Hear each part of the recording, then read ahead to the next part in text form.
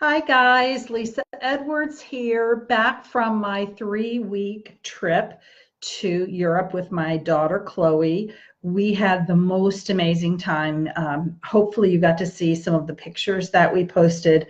I tried to post pretty much every day. I thought I was going to be doing lives while I was over there, but frankly I was having way too much fun, and we were usually posting those pictures at kind of late in the middle of the night, which wouldn't have been in the middle of the night for you guys, but it was getting late and we were tired and we looked kind of worn out by then.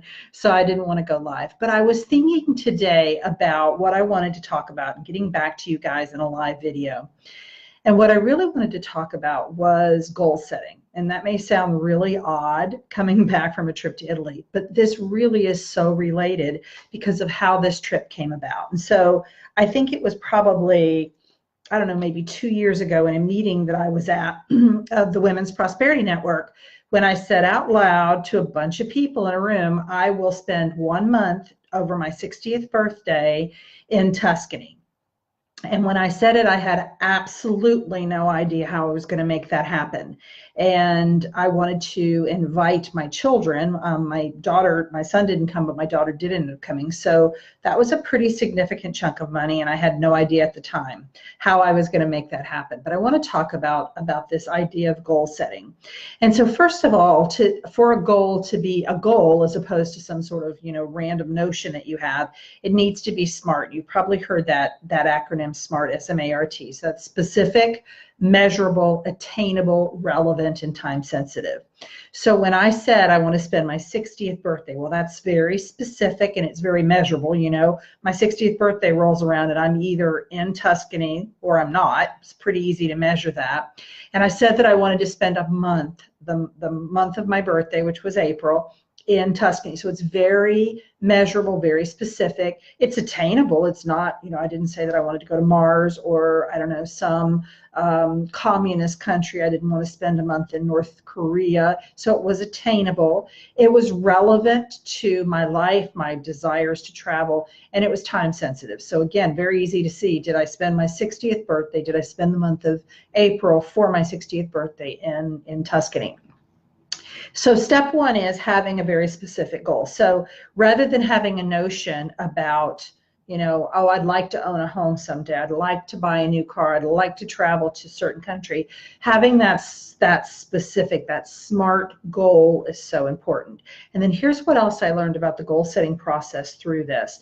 First of all, so important to say it out loud and to say it to people. And to say it often, right? So there are kind of two schools of thought. And one is, protect your dreams and don't share them with just everybody. People might poo-poo on them.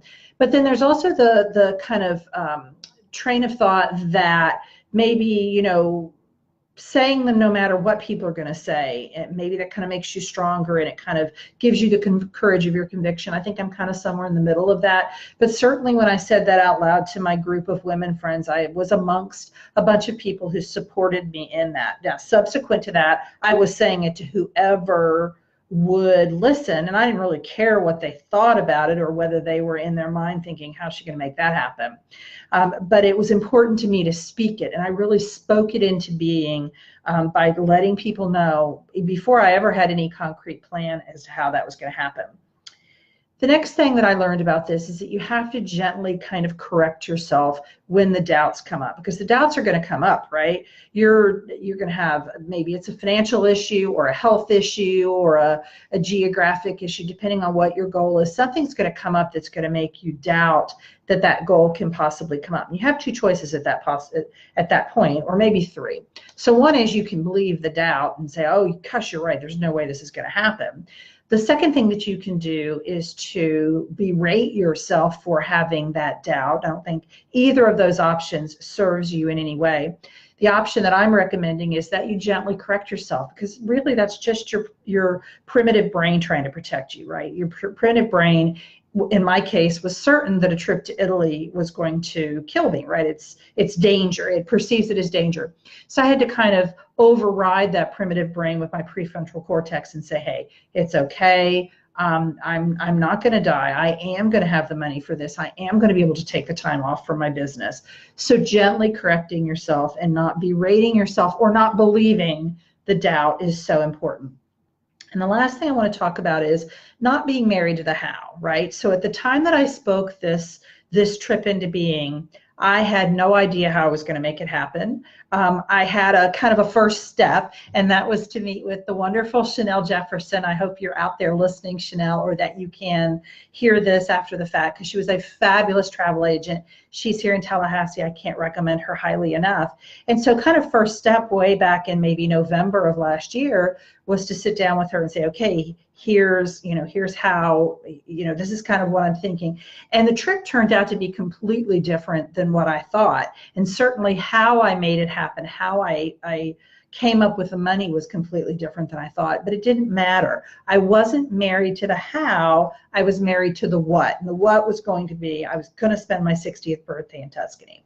And how that happened was kind of irrelevant in the sense that I wasn't going to get married to one certain idea, and then if that idea didn't come through, I was going to consider that it was a lost cause, and there was no way it was going to happen. So speak your goals, make them smart, specific, measurable, attainable, realistic, and relevant and time sensitive. Say them out loud. Gently correct that kind of voice in your head that's telling you that this isn't going to work, this isn't going to happen, oh my gosh, you're going to die. And don't get married to the how something's going to happen. Just set the what and trust that the how will happen. So I hope that my kind of revelations about goal setting are useful for you, and I want you to just kind of plug in whatever your goal is. So if your goal is a new job, if your goal is additional education, your goal is, like mine was, to travel, if your goal is a weight loss goal or something else to do with your health, perhaps it's a move that you want to make to another part of the country, or a relationship that you want to be in. This process works with all of those. So thank you for those of you that came today. Hi, Dr. Atkinson. Good to see you there. Hi, Abigail. And hi, Danny. Nice to see you all. And I hope this helps you with whatever goals you need to set for yourself. See you soon. Bye.